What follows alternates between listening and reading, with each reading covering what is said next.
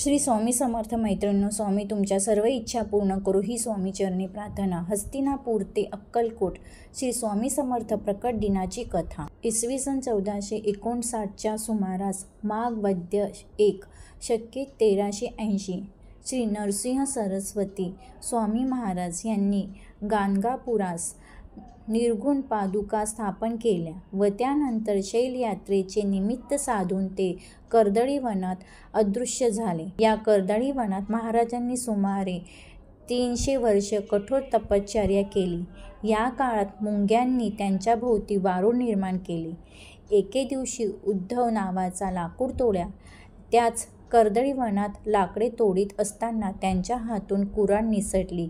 उद्धवाचे निमित्त साधून स्वामी महाराजांना पुन्हा भक्तांच्या कल्याणासाठी प्रकट व्हायचे होते। कुऱ्हाड वाळूवर पडताच त्यातून रक्ताची धार उडाली व क्षणातच दिव्य प्रकाश पडून उद्धवासमोर एक आजानुबाहू तेजस्वी मूर्ती प्रकट झाली। तेच अक्कलकोटचे स्वामी समर्थ महाराज होते असे मानले जाते। आपल्या हातून ह्या महापुरुष जखमी झाला ह्या विचाराने उद्धवाला दुःख झाले व भय वाटू लागले। पण भक्तांसाठी माताच असलेल्या महाराजांनी उद्धवाला अभय व आशीर्वाद देऊन गंगातीरी प्रयाण केले। गंगातीरावर भ्रमण करता करता ते कलकत्त्यास गेले व तेथे त्यांनी महाकाली मातेचे दर्शन घेतले। नंतर काशी प्रयाण असे भ्रमण करीत ते उत्तरेकडून दक्षिणेस आले। बाळ स्वरूपातील प्रकट दिनाची कथा। शेकडो वर्षापूर्वी पंजाब प्रांतात हस्तिनापुरापासून 12 कोस छेलीखेडा नावाचा एक गाव होता। त्या ठिकाणी विजयसिंग नावाचा एक लहान मुलगा आपल्या भाऊ आणि भावजाईसह राहायचा। तो मुलगा कोणाही बरोबर मिसळायचा नाही, तर तिथून थोड्याशा अंतरावर असणाऱ्या साधारण पडक्या अशा जागेत एक खूप मोठा वटवृक्ष होता। त्यात एक छोटीशी देवळी होती आणि त्यात एक छोटी गणपतीची मूर्ती होती। विजयसिंग खिशात खूप गोट्या भरून तेथे जायचा आणि त्या गणपतीबरोबर खेळायचा। तो मुलगा गणपतीला आपला मित्र मानून त्याचाही डाव स्वतःवर घेऊन खेळायचा। काही दिवसानंतर त्या परमात्म्याला आपला आविष्कार दाखवण्याची गरज वाटू लागली आणि त्याने विजयसिंगला निमित्त बनवून आपला आविष्कार दाखवला। तो दिवस होता चैत्र मास शुद्ध द्वितीया।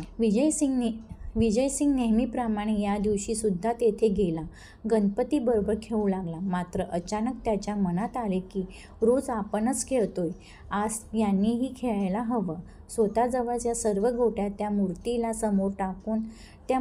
समोर टाकून तो म्हणाला, बाप्पा, रोज मीच तुझा डाव खेळतोय, पण आज नाही, आज तूच खेळायचं। हे शब्द विजयसिंगच्या तोंडातून निघताच धरती कंपित होऊ लागली। सर्वत्र ढग जमून अंधार होऊ लागला। वारे वेगाने वाहू लागले। कोणालाही काहीच कळत नव्हते। ते अद्भुत शक्ती आज प्रकटणार होती आणि तिच्याच आगमनाची ही सूचना होती। ज्या ठिकाणी गणेश मूर्ती होती त्या ठिकाणी धरणी दुभोगून एक 8 वर्षाची अतिशय तेजस्वी एक बालमूर्ती प्रकटली।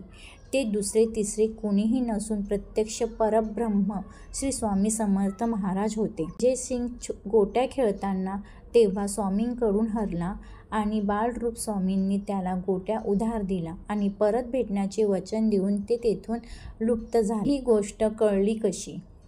स्वामी समर्थ महाराज कधी आले, कोठून आले, ते कोण होते याबद्दल कोणालाच काही माहीत नाही। पण स्वामीसूत नावाचे त्यांचे एक अतिशय महान भक्त होऊन गेले। त्यांना स्वामी समर्थ आपला मुलगा मानायचे। त्यांच्याकडून ह्या गोष्टीचा उलगडा झाला होता। कोकणातील हरिभाऊ हे एके दिवशी अक्कलकोटला आले होते आपल्या इच्छापूर्तीसाठी।